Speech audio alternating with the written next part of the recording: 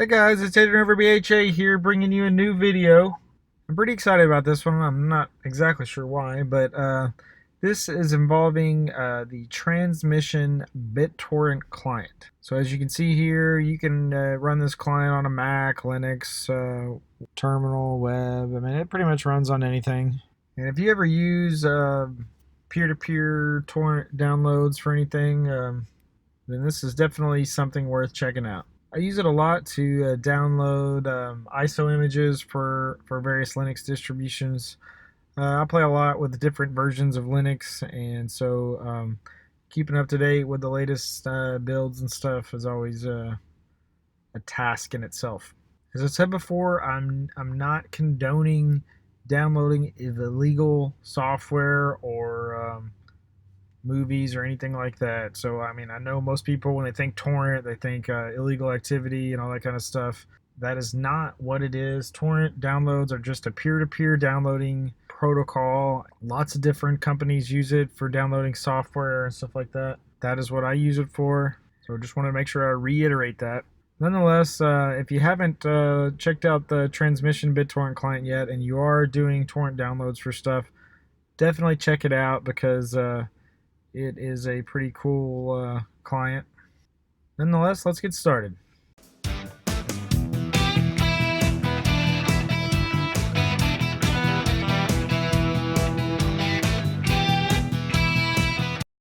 As you can see here, there is a transmission component in Home Assistant, which is pretty awesome. It allows you to monitor lots of different conditions, as you can see here, of activity happening on your transmission client. So you can see how many active sessions you have going. You can see your upload speed, download speed, how many active torrents you have, and all kinds of stuff like that. So pretty cool little feature, and of course it will give you the ability to do some pretty cool stuff here. So let's do a quick run through of everything we're going to cover in this video. So of course, for starters, we're just going to configure our transmission client. So this is obviously assuming that you already have the transmission client installed. We'll go through and show what needs to be configured on the transmission client so that Home Assistant will be able to access it. Once we have that configured, we're going to add the transmission component in Home Assistant. Once that's done, then we are going to create a test notification to basically alert us whenever our download is complete. After we do that, I'll show you what that looks like in action. And then, of course, lastly, we're going to add a panel iframe for the transmission web portal into our Home Assistant, so we'll be able to access our transmission downloads within Home Assistant as well. So let's get started.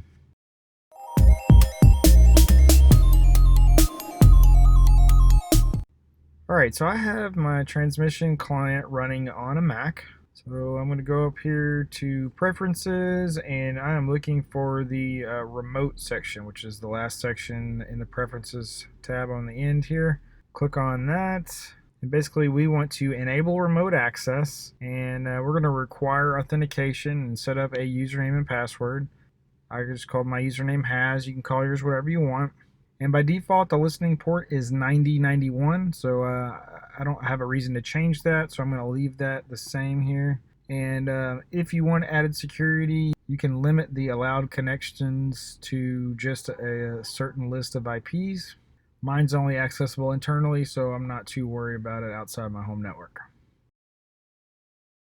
Just to show you what the web portal looks like, you can access it by going to a web browser, putting in the IP address of the system running your transmission client, and then :9091. This will basically come up like this. I don't currently have any downloads going, so but you can see here you have pretty much full control of your downloads, and you can pause some, you can remove ones that are done downloading. You can pretty much do whatever you need to from this web portal here. Once you have it configured the way you need, then we're going to move on to the next step.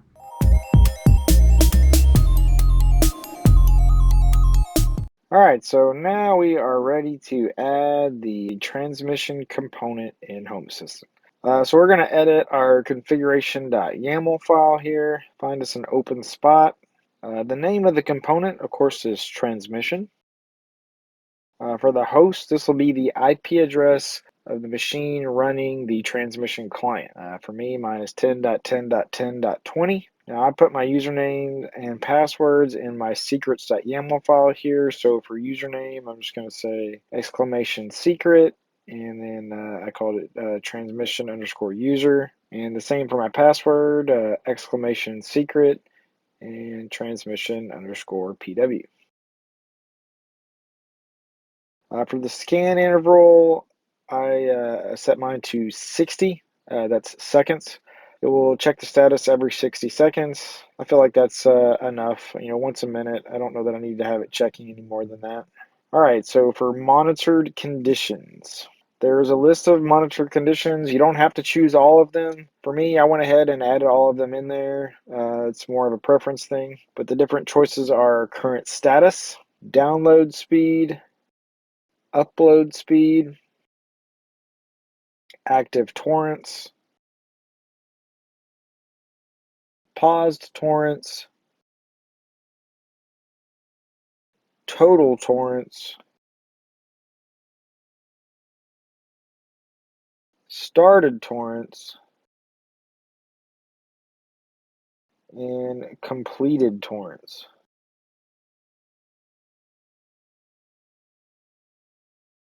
Once we have all that in there, we're going to go ahead and save it. And we're just going to jump over to the web interface here and do a check config.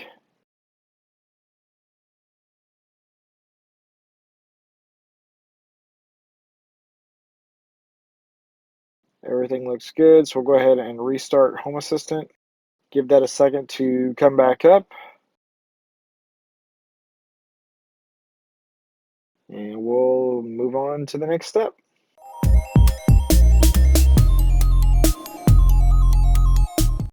I'm going to create an automation that will automatically notify me whenever a download is completed. The way I could kick off some downloads, just let them run. Don't have to sit there at my computer. I can go off and do other stuff, and then I'll get an alert whenever the download is completed. So we're using an automation to do this. So we're going to edit one of my automation.yaml files here, find an open spot. All right, for the ID, it's going to be torrent download completed alert. Alias, again, I'm just going to put something in here so I know what it is. Alert, torrent downloaded completed. The initial state, we're going to set to true. Now for the trigger, the platform is going to be event. Now this is part of the transmission component. So the event type is transmission underscore downloaded underscore torrent.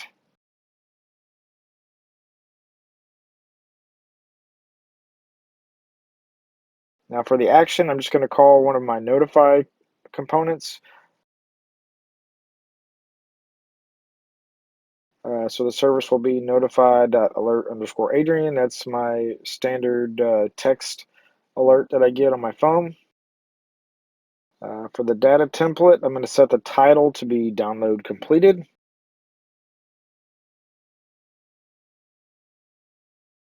You can set yours to whatever you want. And then for the message, it's going to be trigger.event.data.name. Of course, that has to be inside brackets and quotations. Once we have all that in there, we're going to go ahead and save it. And again, we're going to jump over to the web interface one more time, check the config just to make sure everything looks good, and then we're going to reload automations. Give that a second to come back up, and we'll move on to the next step.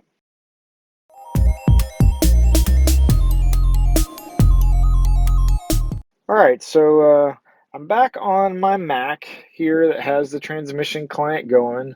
I'm just going to pick the latest Ubuntu server torrent download, get that started, and see if we can't get an alert to pop up on my phone, just to kind of show you what it looks like. So we got an Ubuntu download going here. Kind of speed through that.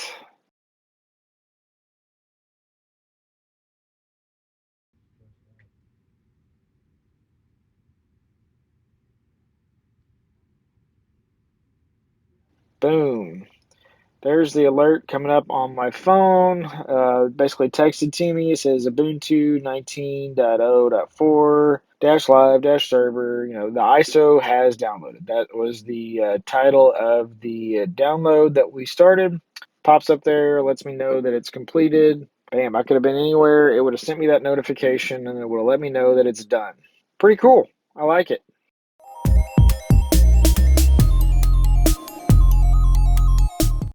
As an added bonus, we're just going to go ahead and add in a panel iframe. All right, so I like to have panel iframes for all my various web interfaces kind of linked in from Home Assistant so that I can just hit them right there in the menu. If I have Home Assistant up at home like I normally do in one of my web pages, I'm able to access pretty much everything around the house. You know, just makes it kind of nice, one-stop shop for everything. So we're going to edit my panel iframe.yaml file here, and we're just going to add a section down here at the bottom. I'm going to call it transmission.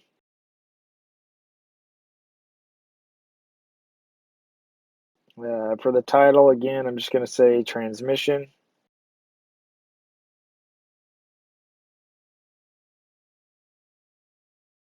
The URL, again, this is the IP address of the system running the transmission client. So mine is http://10.10.10.20 and the transmission port, which is :9091.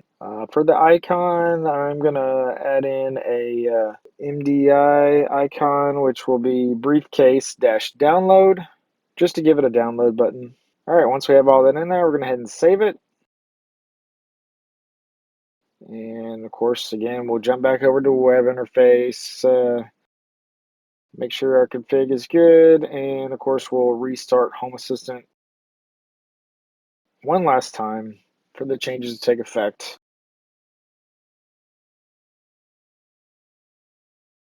All right, so now that it's back up, here I am on my little test page in Home Assistant. As you can see on the far side there, there's the transmission download status. That's the little card I created that has all the different transmission sensors in there.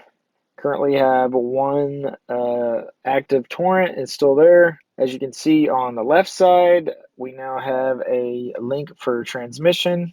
If we click on that, it's our panel iframe. And as you can see, now we are looking at the web interface of the transmission web client, and it shows that we have one torrent currently seeding. But that's pretty much it, guys. So now you're able to monitor your torrent downloads in Home Assistant, get alerts whenever a download is completed. Pretty cool feature. I really like it. Just something else that you can add into Home Assistant and monitor all from one location. So pretty cool. Let's do a quick run through of everything we covered in this video. So of course, for starters, we configured our transmission client to be able to be accessed remotely. Once we did that, we added the transmission component into Home Assistant. Once we got that added, we created a test notification just to give us an alert whenever a download was completed. Once we got that added, I showed you what that looked like in action. And then, of course, lastly, we added in a panel iframe just to be able to see that web interface from transmission inside Home Assistant as well. That's the end of the video, guys. I hope you liked the video. If you do, please subscribe to my channel.